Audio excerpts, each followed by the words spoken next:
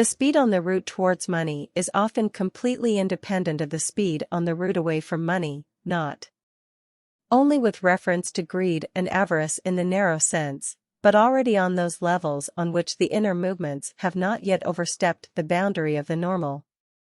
This is largely brought about by that illegitimate elevation of money in the series of ends which, because it contains no objective standards, often changes the significance of the series, so that money, as long as it can still be gained, arouses different value sentiments than when it is considered for the purpose of spending upon further objects.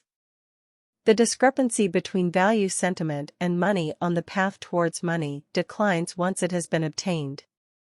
This discrepancy is also expressed by the observation that, as consumers, most people do not economize as carefully as they do in business. Perhaps a regulation in ancient Jewish law has its origin in this experience that we are more strict, more exact and less careless in acquiring than in spending money. According to this law, the oath always had to be taken by the defendant in cases of disputes concerning money. Only the grocer was occasionally allowed, according to one passage of the Talmud, to swear on the entry in his account book. Under certain circumstances, the change in contraction and remission of the valuation of money emerges from the attitude of princes who, like Louis XI and many others, were very severe in collecting their revenues but very liberal in spending them.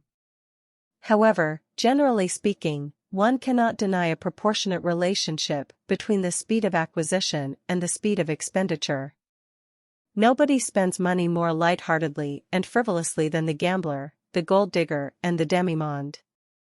Spain's ruinous fiscal policy since Charles V has been attributed to the relative ease with which precious metals of America fell to the Spaniards.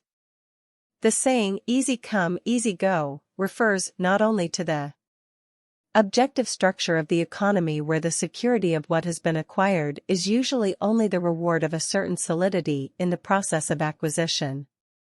The objective circumstances in those professions in which particularly easy and quick profits can be made also provide channels that favor the natural tendency and chance for spending them. But a more effective argument for the proverb lies in the following psychological state: the faster the teleological series terminates at the point of monetary gain, the less the sentiments of energy and importance are concentrated in this point. Thus, the more superficially and therefore more easily separably monetary gain clings to the center of value, the more we are willing to let it go. Even though the upward and downward leading sections of the series have a common characteristic of greater or lesser tension, there remains a difference between them, namely that money, before it has been acquired, has the value of a final purpose, which it loses as soon as it is gained and experienced in its role as a mere means, unless avarice prohibits this process. The quantity of money as its quality. I have emphasized this turning point between the two sections of the teleological series because it reveals a most essential quality of money. As long as money serves in our consciousness as the only and closest goal of our endeavors, it still possesses a quality. We would be hard-pressed to formulate what kind of quality it is, but the interestedness of the will, the concentration of thoughts on it, the liveliness of the attached hopes and emotions shine on it with a warmth that lends it a colorful glow and renders the concept of money significant regardless of its amount. All our practical wishes develop in this way. As long as they stand before us unachieved, the whole genera attracts us, so that we often labor under the illusion that the smallest amount of it, inasmuch as it represents only this object and this concept, would satisfy us permanently.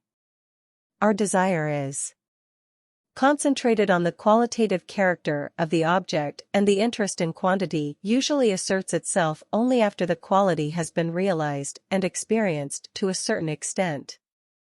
This typical evolution of our interests takes possession of money in a specifically modified form.